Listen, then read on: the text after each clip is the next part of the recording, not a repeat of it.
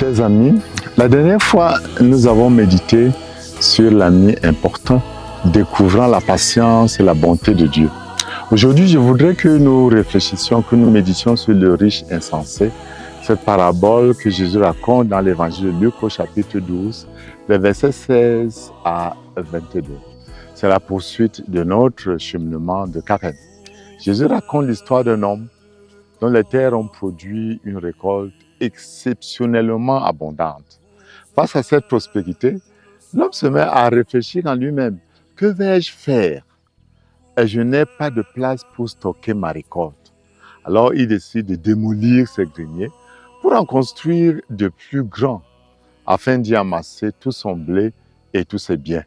Puis satisfait de sa prévoyance, il se dit, mon âme, tu as des biens en réserve pour de très nombreuses années.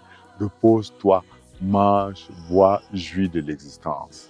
Mais Dieu lui dit cette nuit-là, insensé, cette nuit même, on va te redemander ta vie. Est-ce que tu as préparé et accumulé pour à qui cela servira? Et Jésus conclut par cet avertissement. Voilà ce qui arrive à celui qui amasse pour lui-même au lieu d'être riche en vue de Dieu.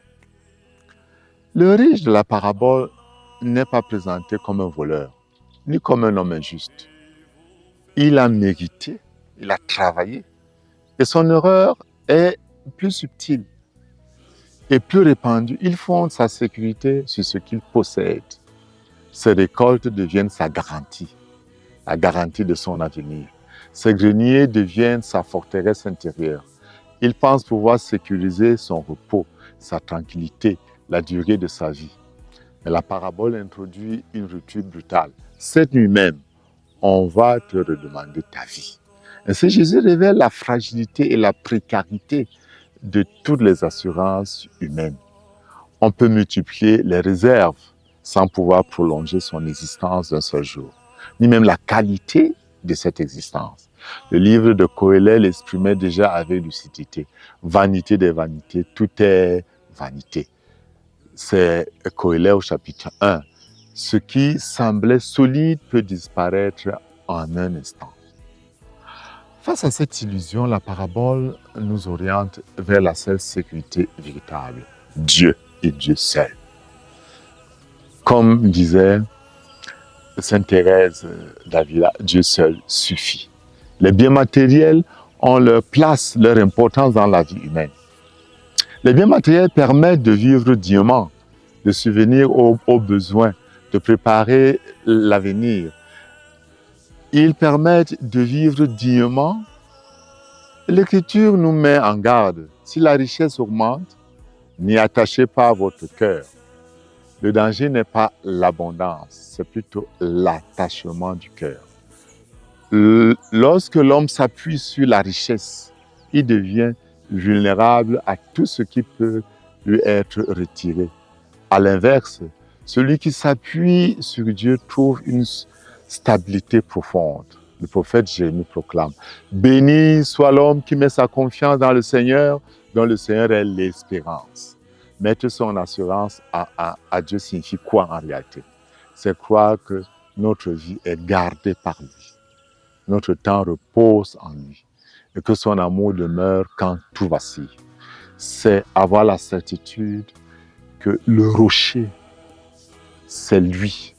C'est le refus de construire sa vie sur le sable et sur le rocher. La parabole ne vise pas seulement à corriger une erreur, elle ouvre un chemin de liberté. Celui qui met sa confiance en Dieu change sa manière de vivre. Il possède sans être possédé. Nous le savons tous. L'argent est un bon serviteur, mais un mauvais maître. Et cet homme travaille sans idolâtrer le fruit de son travail. Il prévoit sans absolutiser sa sécurité. Son cœur reste libre parce que son fondement n'est pas matériel, mais spirituel. Jésus le dira ailleurs. Là où est ton trésor, là aussi est ton cœur. Si notre trésor est uniquement terrestre, notre cœur devient prisonnier de la peur de perdre notre trésor. Mais si Dieu est notre trésor, alors naît en nous une paix que rien ne peut enlever. La confiance en Dieu, reconnaissons-le, ne supprime pas les responsabilités humaines. Elle enlève plutôt l'angoisse. L'angoisse de devoir tout sécuriser par nous-mêmes. Elle enlève l'inquiétude. Alors, je voudrais, comme les autres fois, nous amener à réfléchir sur une dimension de la vérité de notre vie intérieure. Sur quoi repose mon assurance profonde?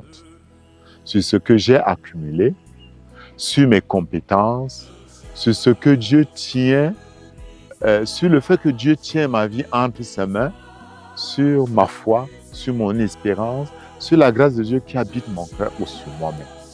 Si tout venait à vaciller, ma confiance en Dieu serait-elle assez solide pour que je tienne, pour que je continue à marcher?